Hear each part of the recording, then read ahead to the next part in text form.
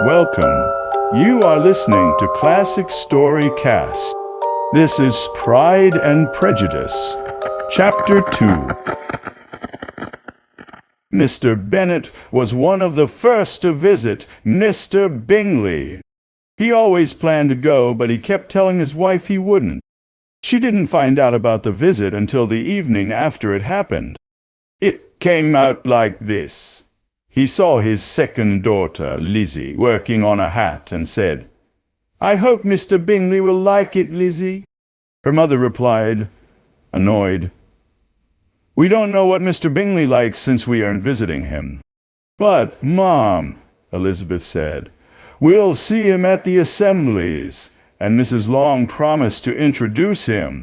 "I don't think Mrs. Long will do that. She has her own nieces. She's selfish and fake, and I don't think much of her." "Neither do I," Mr. Bennet said. "I'm glad you're not counting on her to help you." Mrs. Bennet didn't respond but started scolding one of her daughters. "Kitty, stop coughing so much.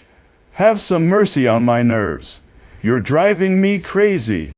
"Kitty doesn't know how to cough properly," her father said. "She times it badly." "I don't cough for fun," Kitty said, annoyed. "When is your next ball, Lizzie?" "In 2 weeks." "Oh, yes," her mother exclaimed. "And Mrs. Long won't be back until the day before, so she can't introduce him because she won't know him." "Then, dear, you can introduce Mr. Bingley to her," Mr. Bennet suggested. "That's impossible, Mr. Bennet. I can't introduce someone I don't know. Why are you being so annoying?" "I admire your caution. 2 weeks isn't long enough to really know someone. But if we don't take a chance, someone else will. Mrs. Long and her daughters will try. And if you don't want to do it, I will." The girls looked at their father in surprise. Mrs. Bennet said, "Nonsense." "What do you mean by that?" he asked. "Do you think introductions are nonsense?" "I don't agree with you there. What do you think, Mary? You're a thoughtful young lady who reads serious books." Mary wanted to say something smart but didn't know how.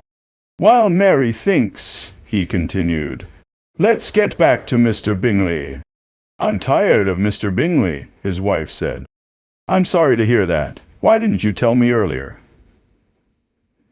"If I had known this morning, I wouldn't have visited him.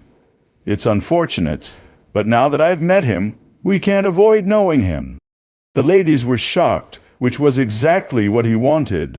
Mrs. Bennet was probably the most surprised, but once her excitement calmed down, she claimed she had expected it all along. "How kind of you, my dear Mr. Bennet. I knew I could convince you eventually. I was sure you loved your daughters too much to ignore such an acquaintance. I'm so happy. And it's funny that you went this morning and didn't say anything until now." "Now, Kitty, you can cough as much as you want," Mr. Bennet said. And he left the room, tired from his wife's excitement. "What a great father you have, girls," she said after he left. "I don't know how you'll repay him for his kindness, or me for that matter. At our age, it's not easy to make new friends every day, but we'd do anything for you. Lydia, even though you're the youngest, I bet Mr. Bingley will dance with you at the next ball." "Oh," Lydia said confidently, "I'm not worried. I may be the youngest, but I'm the tallest."